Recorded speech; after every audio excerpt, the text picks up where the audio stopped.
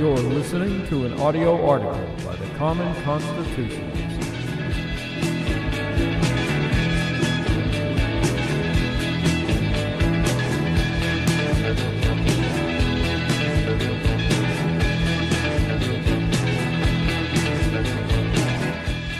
Today's article is entitled, "It May Take More Than Sound Bites and One-Liners to Pass Single Payer."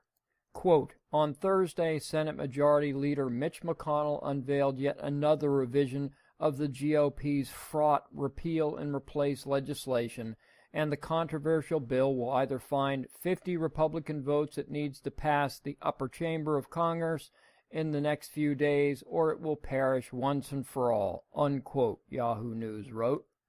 Despite Yahoo News being about as leftist as a news site can be, they are in fact right, perhaps regarding both claims. The latest iteration of the repeal-and-replace bills is fraught, as have been everyone since the current legislature gaveled in. Watching the pathetic spectacle has certainly caused me a great deal of stress and anxiety. Nothing they've offered comes close to the clean repeal bill they promised. And Yahoo may also be right about this attempt being the last. At least I'm sure the Republican leadership is hoping it will. I agree with many conservatives who think the party isn't interested in doing anything and is merely strategizing behind closed doors on exactly who they will place the blame on to deflect from their own spinelessness.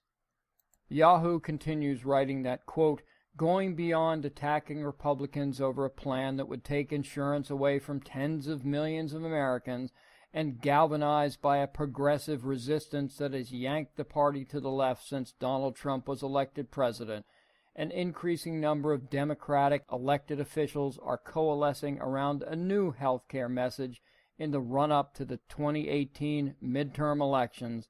It's time for single-payer insurance, unquote. Now, 1.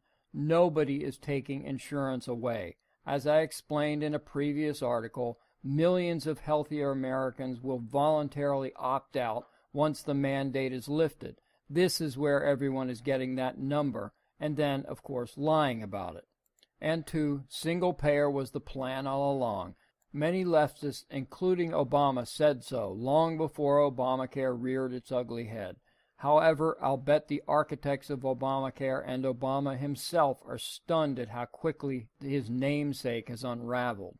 They also underestimated just how gullible the American people really are, as more and more are beginning to call for the government to save them with single payer.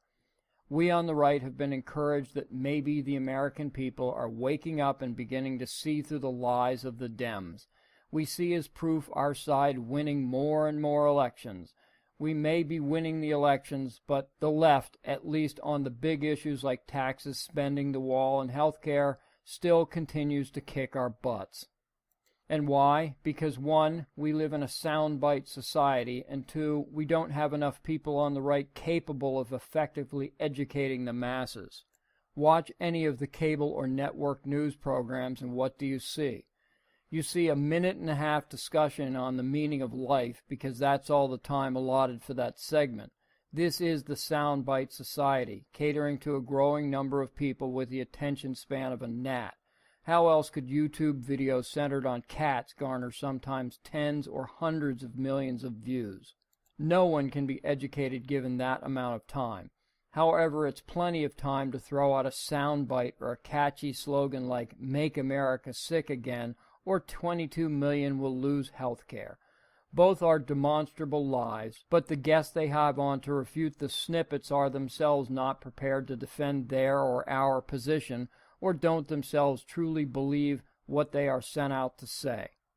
So am I saying that single payer is therefore a fait accompli? Well, maybe not.